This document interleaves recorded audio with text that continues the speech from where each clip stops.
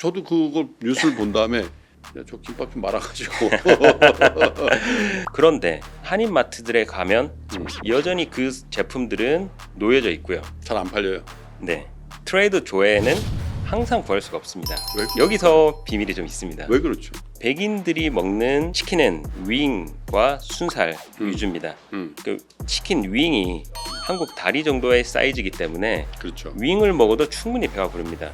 한국 분들은 잘 모르시는데 수박도 사실 흑인들이 먹는 음식이라고 인종차별적으로 치부를 하는 경향이 있습니다. 아, 그런가요? 미국은 굉장히 다양한 민족이 살고 있는 나라입니다. 식품 기업이라도 어떤 식으로 전략을 짜는지는 극명하게 나누어져 있습니다. 숫자로 풀어보는 신개념 컬처 토크쇼 라이프 인 넘버스. 최근 미국에서 엄청나게 열광적인 지지를 받는 유통업체 냉동 김밥부터 각종 한국 분식 K 바베큐 같은 것들 뉴욕에서 활동하면서 미국에 진출하고 있는 우리나라 식품 기업들을 자문하는 일까지 두루 해주시는 분입니다. 우리 3프로TV 구독자 여러분들을 위해서 14시간을 날아오신 김한송 셰프님을 오늘 초대 손님으로 모시겠습니다. 어서 오세요, 셰프님. 네, 안녕하세요. 정말 이것 때문에 오신 거예요? 네, 제가 따끈따끈한 이야기를 들고 어제 막 도착을 했습니다. 뭐 다른 비즈니스도 있고 뭐. 오직 3%만을 위해서. 정말로요? 제가, 네, 정말로 비행기를 탔습니다. 와, 감사합니다. 그 트레이더 조에서 네. 완전히 히트친 그 냉동 김밥 있잖아요. 네. 그게 사실 뭐 틱톡에서 확 떠가지고 히트친 걸로 우린 다 알고 있거든요. 조금 다른 스토리들이 있다면서요? 트레이더 조에서 이번에 2차 물품이 들어왔고 들어오자마자 한 사람에 2개씩만 구입을 하라고 붙여놓을 정도로 굉장한 인기를 끌었습니다. 들어오자마자 바로 솔드아웃이 됐어요. 구할 수가 없을 정도로 너무너무 인기가 되다 보니까 뉴욕, 뉴저지에 있는 다른 한인마트들에서도 비슷한 류의 김밥들을 다 가지고 와서 판매를 시작했습니다. 저도 그걸 뉴스를 본 다음에 야, 저 김밥 좀 말아가지고 한인식당에 가면 김밥 많이 파니까. 네. 그런데 그런 한인마트들에 가면 여전히 그 제품들은 놓여져 있고요. 잘 안 팔려요. 네.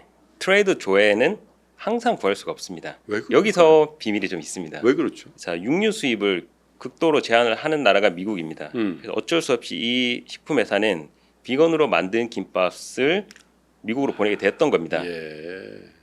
트레이더 조에서 판매됐던 김밥은 비건 김밥이었습니다. 네. 육류 안 들은. 네. 그거는 뭐 누구든지 만들 수 있는데, 근데 왜 하필 트레이더 조에 납품되어 있는 그 냉동 김밥만 그렇게 인기냐 이거죠. 첫 번째는 가격이 굉장히 쌌습니다. 3.5불에 판매를 했었는데요. 지금 현재 트레이더 조에 가보시면 보통 잡을 수 있는 게 1불에서 뭐 한 2불, 3불 정도의 가격인데 그걸로 한 끼를 해결할 수 있는 거는 거의 없습니다. 그렇죠. 머핀 하나도 3, 4불 이상은 넘어가는 가격대예요. 그럼요. 두 번째는 트레이더 조는 물류를 주고 있습니다. 그래서 미국 내 거의 사람이 살지 않는 다코타 지역, 사우스, 노스 다코타 지역을 제외하고는 미국 전역에 500개 이상의 유통망을 갖추고 있습니다. 뭐 아시겠지만 홀푸드 마켓도 있고 뭐 코스트코도 있고 월마트도 있고 다 성격이 굉장히 다른 마트잖아요. 근데 트레이더 조는 소분을 해서 판매를 하고 모든 사람들이 쉽게 접근을 할 수 있게끔 그 마트에도 한국 기업들이 마진을 굉장히 적게 하면서 납품을 하겠지만 여기에 만약에 물건을 하나 납품하는 순간 미국에 있는 거의 모든 사람들을 만나볼 수 있다라는 이점이 있겠죠. 그런 것 같아요. 저도 그 뉴저지 살 때 트레이더 조가 제가 있을 때 생겼거든요. 그 동네에 생기자마자 한국 주부들의 열광적인 지지를 받더라고요. 뭔가 그죠? 홀푸드의 그 비싸고 약간 글쎄 우리하고는 좀 안 맞는 그런 느낌과 또 코스트코가 주는 어떤 기업형 또 상인들을 위한 생각에서 벗어나서 정말 집에서 무언가 해 먹으려고 할 때 필요한 뭐 너무 국뽕이지 않냐 뭐 이렇게 뭐 반문하실 수도 있겠지만 실제로 제가 2011년도에 미국에 가서 지낼 때만 하더라도 참치 롤 하나 뭐 이제 롤에 되게 성의 없이 참치가 한 줄 들어가 있고 뭐 계란말이가 조금 들어가 있어 거꾸로만 근데 일본의 스시 롤은 12불, 13불이었습니다. 맞아요. 그런데 저희가 정성껏 싸서 파는 김밥은 기껏해야 7불, 8불이었어요. 그래도 잘 안 먹었죠. 그래도 잘 안 먹었습니다. 예. 근데 10년이 지났습니다. 거리에서 한국 음악이 나오고 한국 기업들이 미국에서 어떤 사업을 하시려고 할 때 저는 목표하라는 숫자를 51로 좀 정하고 싶습니다. 51. 네. 예. 미국에는 50개의 주가 있는데요. 거기다가 캐나다까지를 좀 포함을 해서 51개 주를 아우를 수 있는 예. 물류를 먼저 확보를 하시라고 먼저 말씀을 좀 드리고 싶습니다. BTS가 있고 난 후로 미국은 굉장히 많이 바뀌었습니다. K-컬처, K-푸드 모든 것이 우호적인 상태로 바뀌었습니다. 하지만 여전히 K-푸드 식품 기업이 핵심적으로 가는 도시들은 한인들이 많이 사는 동네 위주로밖에 될 수가 없습니다. 왜냐하면 물류 체계를 뚫지를 못했기 때문에 여전히 뉴욕, 뉴저지, 애틀란타, 시카고 혹은 캘리포니아 그거 이상으로는 넘어갈 수가 없습니다. 미국은 굉장히 다양한 민족이 살고 있는 나라입니다. 뉴욕 안에서는 굉장히 정제된 인원들이 고소득을 받으면서 맨하탄 안에서는 살고 있는데요.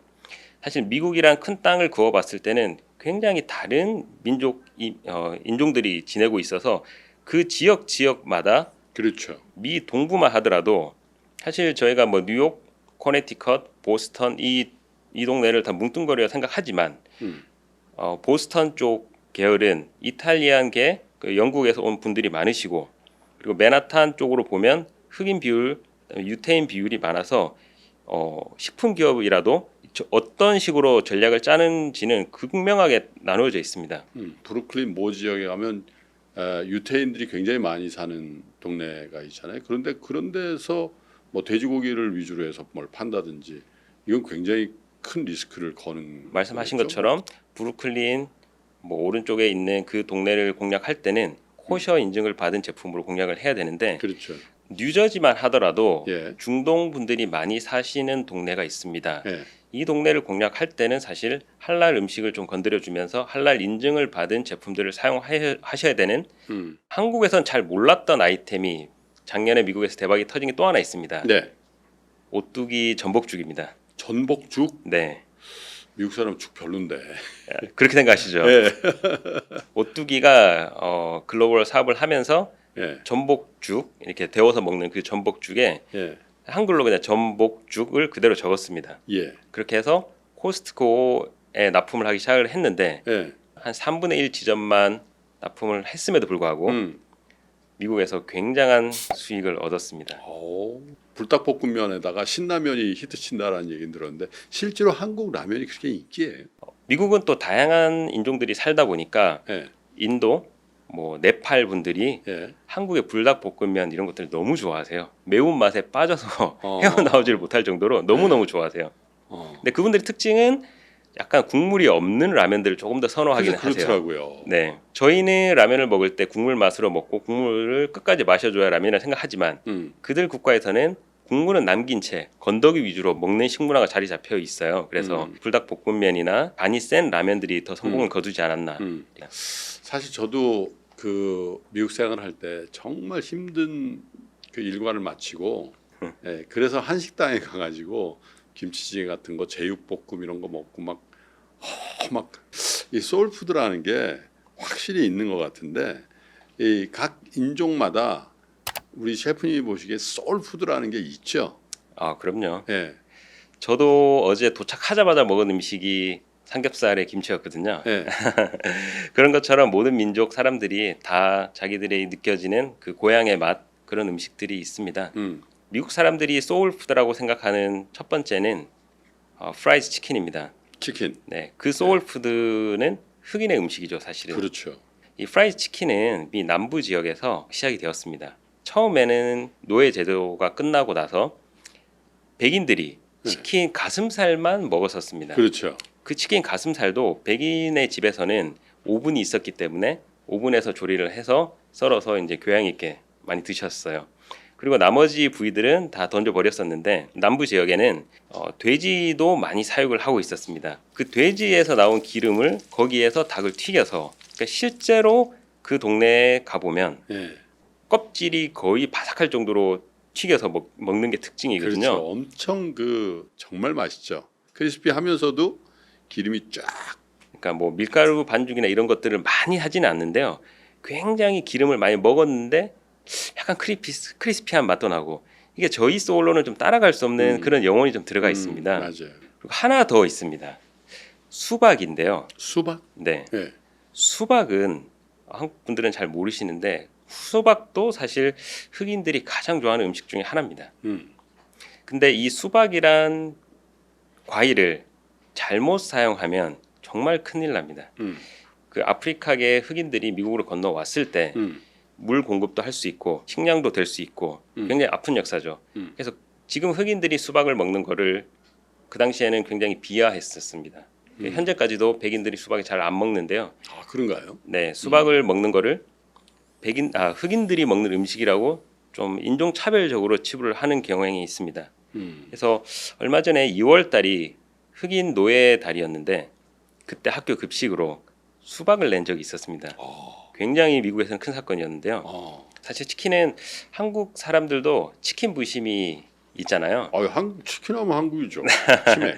그래서 요즘에는 KFC라고 하면 코리안 프라이드 치킨이라고 할 정도로 치킨 부심이 있는데요. 예. 한국에서 보기에는 미국의 프라이드 치킨이 한국과 별 다를 바 없다고 생각을 합니다. 하지만 치킨 시장만 놓고 봐도 명확하게 나눕니다. 백인들이 먹는 치킨은 윙과 순살 위주입니다. 그 치킨 윙이 한국 다리 정도의 사이즈이기 때문에 그렇죠. 윙을 먹어도 충분히 배가 부릅니다. 저도 여기 와서 가끔 치킨 맛을 좀 보려고 먹으면 윙이 너무 작더라고요. 너무 작아요. 먹을 게 없어요. 네, 예. 그런 이해에서 예. 미국 치킨도 그렇겠지라고 판단을 하시는데 절대 그렇지 않습니다. 미국 백인들이 먹는 치킨 윙은요, 치킨 윙만 먹기보다는 맥주와 곁들일 때 먹는 맞아요. 그런 펍에서 시작된 문화입니다. 그렇죠. 그래서 버팔로 치킨이라고 하면 예. 나야가라시 밑에 있는 버팔로 도시에서 뉴욕주죠. 네, 거기 되게 추운 동네인데요. 술집에서 술을 먹다가 좀 더 맛있는 거를 내주세요 했을 때 튀겨봐 이렇게 된 거군요. 네, 그래서 슈퍼볼 데이가 되면 거의 치킨 윙만 소비가 이루어집니다. 그럼 흑인은 치킨 윙보다는 치킨 다리 위에서 올라오는 치킨 따이라고 하는데요. 그쪽 부위를 선호합니다. 네. 그게 소울푸드에서 연관이 되어 있기 때문이죠. 그래서 흑인들을 공략을 하고 싶으시다면 그런 덩어리 큰 부위들로 좀 상대를 해야 됩니다. 그게 우리가 보기에는 조금 투박해 보일 수는 있지만 사실 가격적인 면에서는 치킨 다리가 미국에서는 제일 싸고요. 치킨 날개가 제일 비싼 부위입니다. 우리는 사실 반대로죠. 근데 이게 비즈니스 관점에서 봤을 때는 치킨 다리가 제일 싸기 때문에 오히려 흑인 마켓을 공략하기에는 더 좋은 무기가 될 수 있습니다. 그러면 미국이 백인과 흑인으로만 이루어져 있나? 또 그건 아니거든요. 히스패닉도 있고. 히스패닉 상당히 많습니다. 이 히스패닉은 프라이 치킨, 콜라 뭐 이런 것들을 상당히 좋아하지만 그릴 음식을 좋아합니다. 그래서 치킨을 그릴에서 내는 것도 굉장히 좋은 무기가 될 수 있다라고 저는 조언을 해드립니다. 한국 치킨 제가 미국에 갔을 때는 본촌 치킨이라는 것도 있었고 요즘 BBQ가 이렇게 적극적으로 공략을 하는 모양이죠. 2010년도 즈음에 해서 사실 1차 치킨 프라이드 치킨 공략이 한번 있긴 했었습니다. 그 당시만 하더라도 한식 세계화 사업과 맞물려서 많은 식당들이 진출했었고요. 근데 그때는 사실 제대로 공략을 하지 못해서 많은 기업들이 무너졌었습니다. 교촌치킨도 마찬가지였고요. 근데 교촌치킨이 굉장히 아쉬웠던 부분은 그때 해외 진출에 대한 거를 너무 강력하게 가져가지 못하고 조금 놓아버린 틈에 본촌치킨이라는 기업이 나와서 그 교촌이 하시는 것을 고스란히 이었습니다. 한국 분들은 네. 본촌치킨이라는 브랜드를 잘 모르지만 네. 본촌치킨은 미국 내에서 지금 120개 이상의 매장을 가지고 있는 한국에는 없는 거죠. 한국에는 하나도 없습니다. 네. 그런데 미국에서는 미국 사람들을 공략하는 치킨 브랜드로서 120개 여장의 매장을 가지고 있는 아직도 성업 중이에요. 아직도 성업 중입니다. 예. 이미 자리를 잡았고요. 그래서 제가 있을 때 본촌 치킨이라는 게 있었어요. 네. 근데 제가 좀 드리고 싶은 말씀은 여전히 치킨 브랜드들이 한인들을 공략하는 위주인 것 같아요. 그러니까 좀 더 솔직하게 말씀을 드리면 한국 저희의 치킨 브랜드는 미국 시장을 공략을 하기 위해서 미국식으로 가려고 노력을 합니다. 근데 대부분의 한국 치킨 프랜차이즈들은 한국 에이시안들이 있는 마켓 위주로 시장 점유를 시작합니다. 그렇죠. 제가 처음에 드렸던 로지스틱과 비슷합니다. 사실은 그 시장을 뚫는 게 쉽기 때문이죠. 그리고 사업을 올리기에도 더 쉽겠죠. 하지만 어느 정도 성과가 올라갔을 때는 그게 발목을 또 잡을 수가 있습니다. 본천 치킨이 아까 제가 방금 잘 된다고 말씀을 했지만 120개에서 정체가 돼 있습니다. 120개가 이렇게 미국 기준으로 많은 건 아니에요, 사실은. 많은 게 아니죠. 네. 질문을 하나 드리겠습니다. 네. 아메리칸 델리라는 브랜드를 들어보셨습니까? 아메리칸 델리요? 네. 그 남부 지역에 있는데요. 네. 한인이 오너입니다. 네. 40년 정도 된 걸로 알고 있는데요. 미국 내에서 220개 이상 있습니다. 그 왜 김승호 회장님이 했던 스노우폭스도 있잖아요. 그렇죠. 네. 그런 기업들이 무수히 많이 있습니다. 음. 한국에는 잘 안 알려져 있지만 미국에는 200개, 300개, 500개, 1000개 그러니까요. 기업들이 굉장히 많습니다. 근데 미국에서 어쨌든 사업 성공하면은 대박 나는 게 그죠? 한국하고 시장 규모 자체가 틀리니까. 그럼요. 그죠? 네슬레의 경우만 봐도 예. 네슬레는 이미 전 세계적인 기업이긴 하지만 거의 매출이 현대자동차 매출과 비슷할 정도로 매출이 나오고 있거든요. 근데 저는 요즘 들어서 생각이 드는 게 K 드라마 아니면 K 음악들은 이미 K자를 떼도 미국 시장에서는 한 카테고리에 잡혀서 모든 미국인들을 다 케어를 합니다. 네. 근데 아직 유독 K 푸드만 K자를 못 떼고 더 K만 강조를 하는 느낌이에요. 미국 시장을 공략을 하려면 식품 자체로 매력적이 있게끔 다가가는 결국 게 K를 떼야 돼요. 네. 어느 정도 궤도에 올라갈 때까지는 K가 있었기 때문에 맞아요. 이제는 그거를 떼도 된다라고 저는 주장을 좀 하고 하긴 싶습니다. BTS를 K-팝 그러는 것도 이제 좀 그걸 넘어선 것 같거든요. 김프로님이 그 음악을 요즘 젊은 친구들의 음악을 어디까지 아실지는 모르겠는데 세븐틴 아시나요? 당연히 저를 너무 띄엄띄엄 하시는데. 스트레이 키즈. 스트레이 키즈 팬이잖아요. 정말요? 네, 불핑. 그분들의 음악을 들을 때 이제는 누가 그분들의 음악을 들으면서 그렇죠. K 음악이라고 본천 치킨 먹으면서 한국식 치킨을 안 하거든요. 그렇죠. 동네에 있으니까 맛있으니까 먹었던 거였고요. 음. 하지만 그게 너무 그 기업도 한국을 나중에 강조를 하다 보니까 성장 발목을 잡아버린 겁니다. 그러니까요. 그 왜 브로드웨이 그 몇 가입니까? 3가 3위 상가인가요? 네, 코리안 타운. 네, 코리안타운, K타운이라고 하죠. 거기 가면 이제 뭐 한식도 먹고 또 뭐 설렁탕도 먹고 했던 기억이 나는데, 근데 사실 규모로 보면 차이나타운이 또 뉴욕에 엄청 크잖아요. 뭐 샌프란도 그렇지만. 근데 저는 그 차이나타운 조그만 식당이 지하에 있는 식당인데 혹시 가보실 수도 있어요? 홉기라고. 합기. 전 미국 출장 갈 때마다 거기를 꼭 가요. 그때 같이 먹었던 조개 개볶음 이런 거. 네. 그게 저한테는 약간 소울푸드 비슷하게 왜 뉴요커로서 그죠? 그 중국 사람들은 어떤 소울푸드를 주로 기억하나요? 저도 그 가셨던 그 식당 합기라는 식당을 음. 굉장히 좋아하고요. 일이 좀 늦게 마쳤을 때 근데 거기 현금만 받아. 친구들과 가서 그런 메뉴들을 즐겨 먹습니다. 네. 양도 넉넉하게 주고 하니까. 그렇죠. 근데 그 음식을 예. 좀 보면 가끔은 마음이 좀 안 좋을 때도 있어요. 왜요? 미국 사람들이 좋아하는 중국 음식이라고 하면 거슬러 올라가면 저희는 찹수이라고 말을 합니다. 찹수이. 네. 미국의 건설 현장에는 항상 중국 분들이 계셨습니다. 예. 금광이 생겼을 때, 그렇죠. 그리고 철도를 깔 때, 쿨리라고 했죠. 네. 예. 브루클린 브리지를 지을 때, 그렇죠. 사실 브루클린 브리지 끝에 차이나타운이 생긴 이유도 예. 그 건설 노동자들을 위함이었습니다. 거기 한밭집도 있고 그랬겠네요. 네. 이 시작은 사실 샌프란시스코에서 금광 사업을 처음 시작했을 때 시작됩니다. 근데 그분들한테 사실 충분한 재료가 주어지진 않았겠었겠죠. 돼지고기, 뭐 배추, 뭐 양파, 당근 이런 걸로 배를 불려야 되니까 뭐 센 불에 볶아서 밥을 섞든지 아니면 뭐 누들을 섞든지 1차 세계대전이 끝나면서 미국 사람들도 금전적으로 좀 힘들어지고 하다 보니까 그 음식들을 먹기 시작을 했어요. 사실 근데 맛있는 걸 한번 먹고 나면 계속 생각이 나잖아요. 못 끊죠. 네, 못 끊죠. 그 미국 사람들의 사실 조금 그릇된 사고인데요. 오리엔탈을 이 찹수이란 음식에도 대입을 시켰습니다. 음식을 뭉뚱그려서 찹수이 채라는 걸 만들어서 네. 기억나실 수도 있는데요. 예. 차이나타운에 가면 중국 상호 같은 거를 뾰족뾰족하게 맞아요. 대나무 느낌 나게 맞아요. 이렇게 글자로 해놓은 것들이 있습니다. 예.